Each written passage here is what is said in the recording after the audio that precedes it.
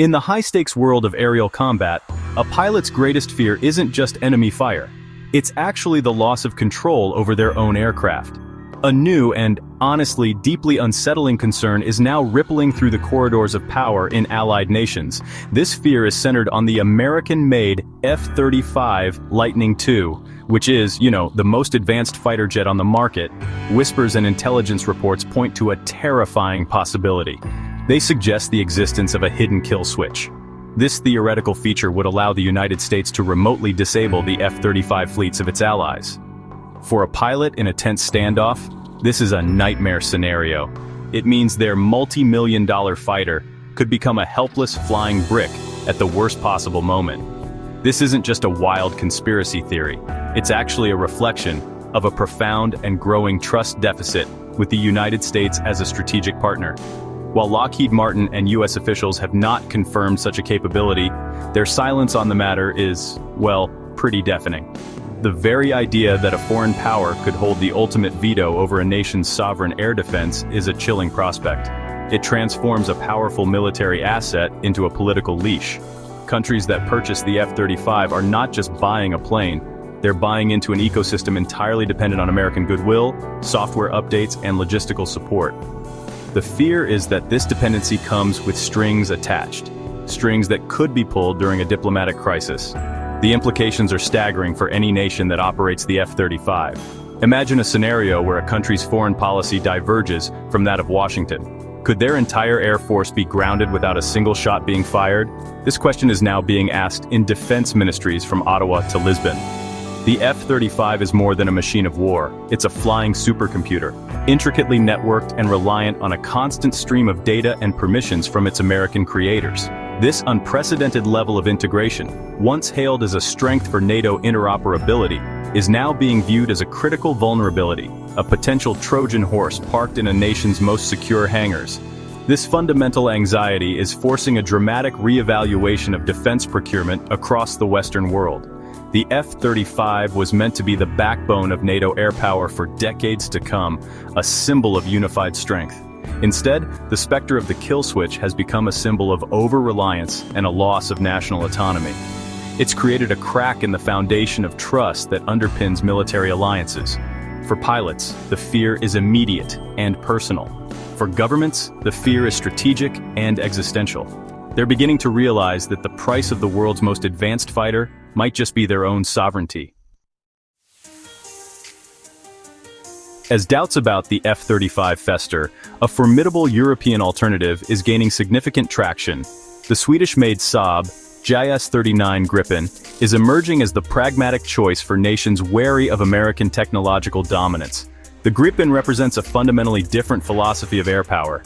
It's not designed to be the most complex or stealthy jet in the sky. Instead, it's built for efficiency, reliability, and most importantly, operational independence. For countries spooked by the F-35's potential kill switch, the Gripen offers a compelling promise. When you buy this jet, you own it. You control it. No one else holds the keys. The financial argument for the Gripen is incredibly powerful. The F-35 program is notoriously expensive, with the U.S. Government Accountability Office projecting a lifetime cost of over $2 trillion. The sticker price is just the beginning. Its operational and maintenance costs are astronomical. In stark contrast, the Gripen is significantly cheaper to purchase and to fly. Its per-hour flight cost is a fraction of the F-35 EES, allowing air forces to train more pilots and fly more sorties with the same budget. For mid-sized nations without bottomless defense coffers, this makes the Gripen not just an alternative, but the only sensible economic choice for maintaining a credible air force. Beyond the price tag, the Gripen boasts impressive performance characteristics that make it a true contender. While it lacks the all-aspect stealth of the F-35, it's faster and possesses a longer combat range, crucial attributes for patrolling large territories or responding to threats quickly. Its design emphasizes ease of maintenance.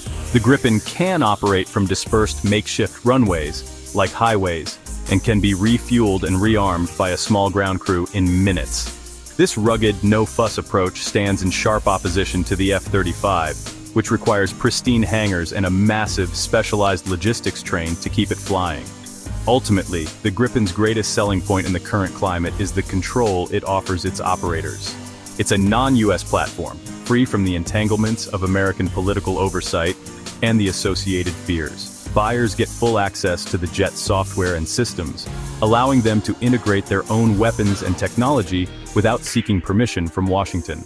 This autonomy is priceless. It ensures that a nation's air defense remains firmly in its own hands, ready to act on its own terms. In a world of shifting alliances, the Gripen is becoming the symbol of smart, independent, and sovereign air power. The move toward the Gripen isn't happening in a vacuum. It's a direct consequence of a turbulent political landscape and a growing desire within Europe for greater strategic autonomy. The unpredictable nature of US foreign policy in recent years has sent shockwaves through NATO. Threats of trade wars, public criticism of the alliance, and a perceived warming of relations with adversaries have left many European leaders feeling deeply uneasy. They can no longer take American security guarantees for granted. This has ignited a powerful push to bolster Europe's own defense industries and reduce its critical reliance on US military hardware. This political shift is manifesting in concrete procurement decisions. In Canada, a new government is actively reviewing its massive $13 billion deal for F-35s, with Defense Minister Bill Blair publicly stating that European alternatives like the Gripen are on the table. Germany's own order for 35 F-35s is now under intense scrutiny, with prominent figures warning that US-imposed restrictions could lead to a full cancellation. Perhaps most tellingly, Portugal has explicitly cited the US political stance within NATO as a reason to rethink its F-35 plans, putting the Gripen and the French Rafale at the top of its list. These are not isolated incidents. They're part of a coordinated continental drift away from American systems. Leaders like French President Emmanuel Macron have become vocal champions of this new direction, urging European nations to invest in homegrown platforms like the Rafale and the Next Generation Future Combat Air System, or FCAS. The goal is clear: to create a European defense ecosystem that can stand on its own 2 feet, independent of the political whims of Washington. The Gripen, produced by neutral Sweden, fits perfectly into this vision. It offers a high-performance, NATO-compatible fighter without the political baggage and dependency that comes with the F-35. It's a tool for defense, not a symbol of allegiance to a partner that is increasingly viewed as unreliable. This search for independence is creating a new market dynamic. Where the F-35 was once seen as the only choice for a modern air force, a competitive field of capable European jets is now re-emerging.